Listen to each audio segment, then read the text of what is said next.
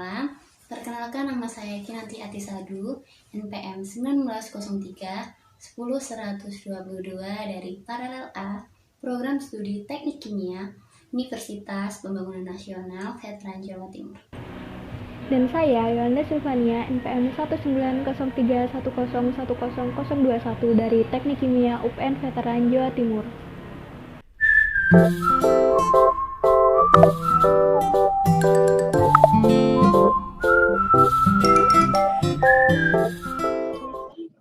Assalamualaikum warahmatullahi wabarakatuh.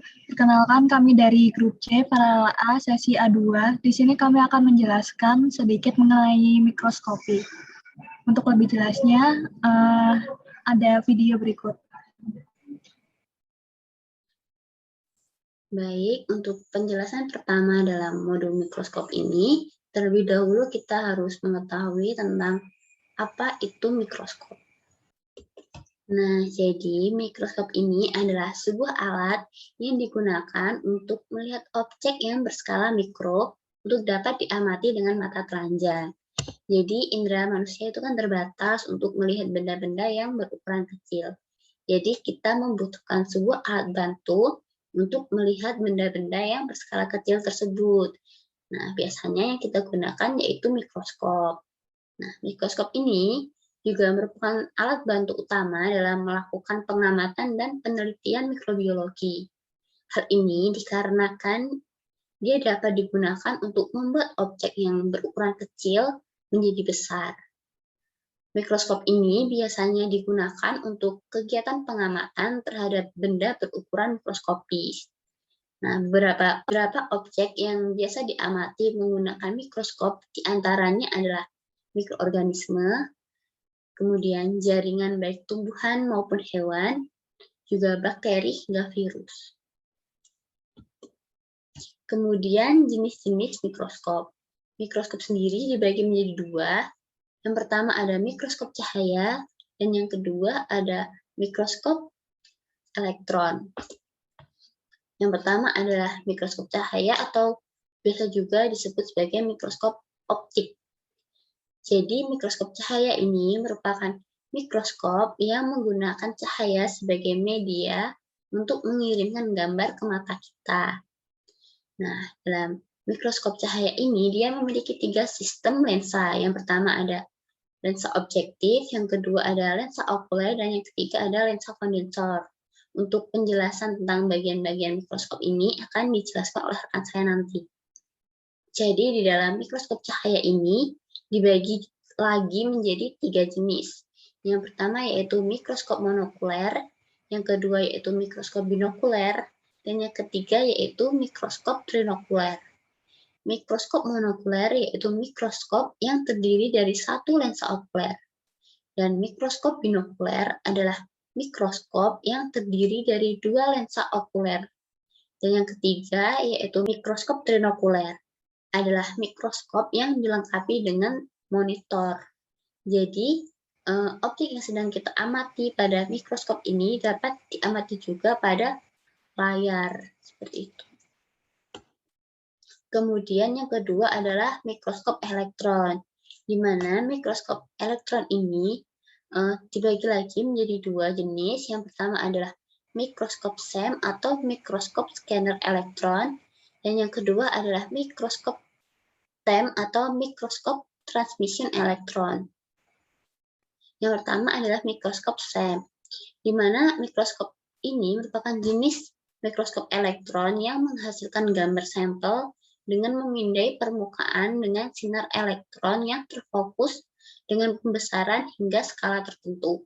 Sedangkan untuk mikroskop TEM atau mikroskop transmission elektron yaitu jenis mikroskop elektron yang dimana elektron ini ditembuskan ke dalam objek pengamatan dan pengamat mengamati hasil tembusan pada layar.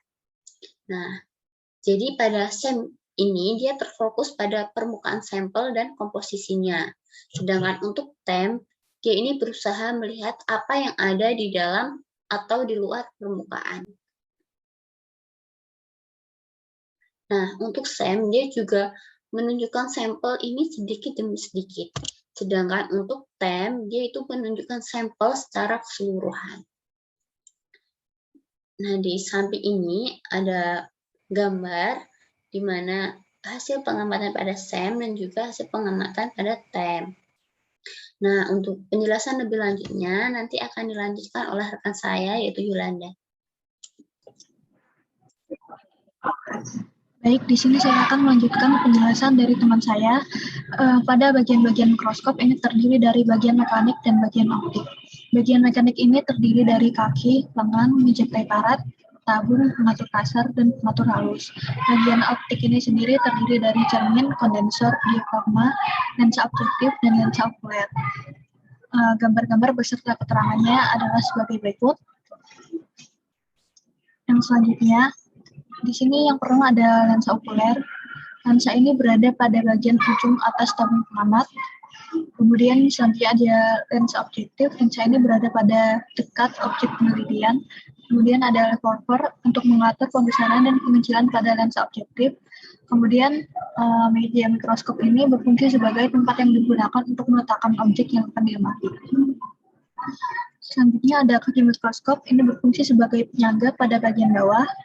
Diafragma ini untuk menyesuaikan cahaya pada objek. Lengan mikroskop untuk pegangan agar mikroskop tidak bergeser. Kemudian ada mikrometer dan makrometer untuk menaikkan dan menurunkan mikroskop. Selanjutnya ada prinsip kerja dari mikroskop. Prinsip kerjanya itu lensa objektif akan membentuk bayangan benda yang bersifat nyata, terbalik, dan diperbesar. Bayangan benda oleh lensa objektif tersebut akan ditangkap sebagai benda oleh lensa okuler, sehingga bayangan tersebut akan tampak oleh mata atau kamera. Kemudian cara kerja mikroskop seperti berikut. Selanjutnya ada bentuk dari bakteri. Terdapat 3 bentuk bakteri, yaitu yang pertama ada fokus, yang artinya itu bulat. Kemudian yang kedua ada spiral, bentuknya seperti lengkung atau spiral pada gambar berikut. Kemudian yang ketiga ada basil atau bacillus yang berbentuk batang atau silinder. Yang terakhir ada faktor-faktor yang dapat mempengaruhi kinerja dari mikroskop. Yang pertama ada intensitas. Rentang intensitas ini ada 1 sampai 6. Kemudian intensitas ini mempengaruhi gelap terangnya hasil bayangan mikroskop. Yang kedua ada pencahayaan. Pencahayaan yang tepat adalah cahaya yang memiliki daya tembus paling besar. Yang terakhir itu faktor perbesaran objek. Nah, jika perbesaran objek tidak sesuai, tidak tepat, maka hasil yang diinginkan bisa tidak sesuai.